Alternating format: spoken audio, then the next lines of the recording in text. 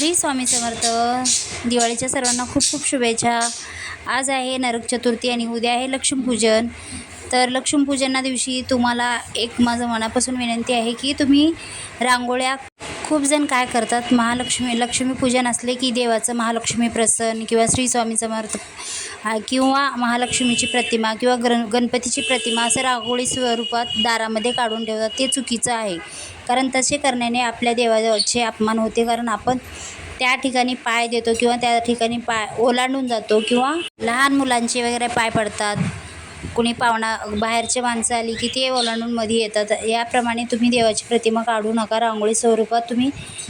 तुम्हाला जर देवीची प्रतिमा किंवा नाव काढायचे असेल तर तुम्ही शक्यतो पाट्यावरती देवाऱ्यापाशी देवपूजेच्या ठिकाणी तुम्ही काढू शकता.